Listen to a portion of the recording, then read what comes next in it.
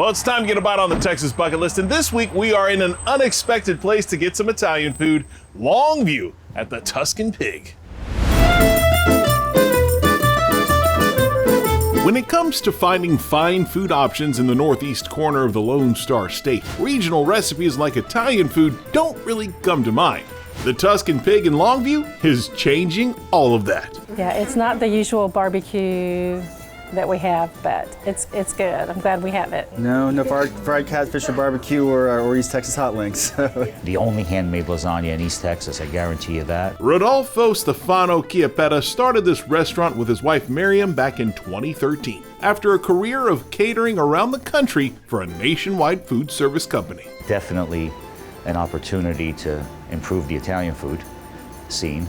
So we decided to stay. I didn't know where Longview, Texas was. I didn't even know they existed. What do you think of it now? I love it. Yeah, it's quiet, better than the city. Before diving into the big, bold flavors at the Tuscan Pig, Rudy reminisced about his life as an Italian immigrant. Let's start at the beginning. I mean, born in Italy. Born in Italy, Provincia di Caserta. Caserta is in the Campania region. 1973, we immigrated to the United States. And of all the exotic places in the world, we ended up in New Jersey. That lasted for about 23 years. My family repatriated back to Italy in the mid-'80s. I decided to stay. Once you live in America, it's hard to live anywhere else. This is the best country in the world, and this is where we wanted to be. The recipes here all stem from Rudy's Italian roots. I started learning how to cook when I was 6 years old. Mom's making pasta. By the time I was 10, we were making our own tagliatelle, pappardelle, rolling out sheets of pasta that were this around. Little things that stuck with you for the rest of your life, never thinking that I was going to go into the restaurant business. Of course, this is Texas, and Rudy is a wise guy, in a good way, so he made sure his dishes had a Texas touch. We took classic Italian dishes and Longviewized them, Texasized them, if you will. Okay. In size, number one. Okay. The portion that we serve is 3 times the size of an Italian portion. Wow. If you go to Italy. My family fell off their chairs when they saw the size of the dishes that we were putting out. Like, are you kidding me? How are you gonna eat all that? Miriam wanted to put together 2 of their most popular dishes. The country lasagna, of course, and the gnocchi covered in pesto and Tuscan-style pork. So you just start off with some pesto in a pan? Some pesto in the pan, boiling water, some cherry tomatoes with seasoning and olive oil. Beautiful. As everything sears up, the gnocchi boils like pasta. So I'm waiting for them to Start to float. start to float. They're like crawfish. Yeah. That's how you know when they're done. Exactly. Once finished, they go straight into the pesto. Love how it kicks up that smell. It's topped with tomatoes and Tuscan pork. Oh wow, it's like a pulled pork. Yeah. It's been cooked for at least 8 hours. So being a Tuscan pork, like how is that different? Does it have different kind of spices and stuff? Yeah. I made the ragu, which is our number 1 sauce. Okay. And I cooked the pork meat in it.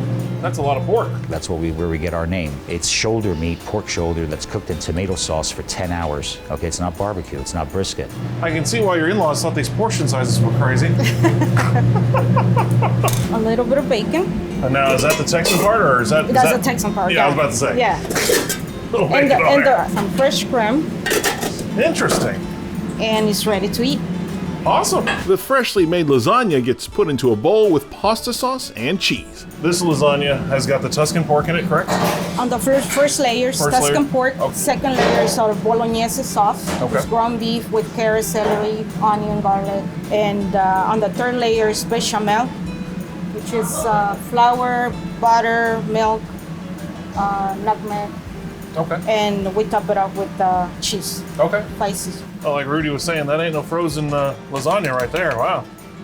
That looks fantastic. Time to see if the proof is in the pasta.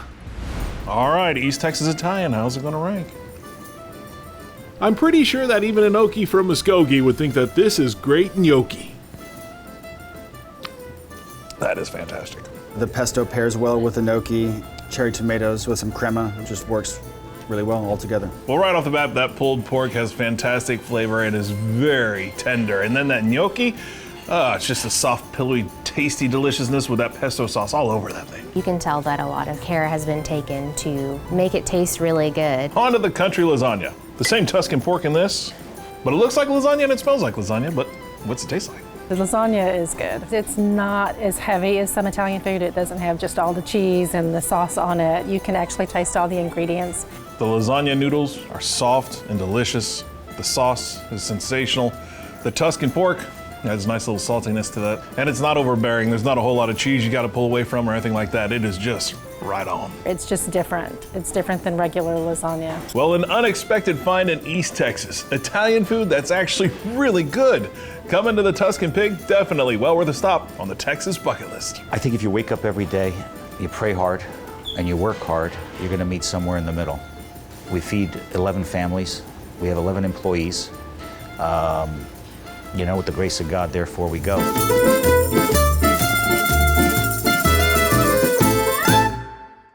Well, thanks for watching this segment of the Texas Bucket List. To see more, be sure you subscribe to our channel. And to see full episodes, become a member. In the meantime, you can also shop our store at the Texas Bucket List store and studio.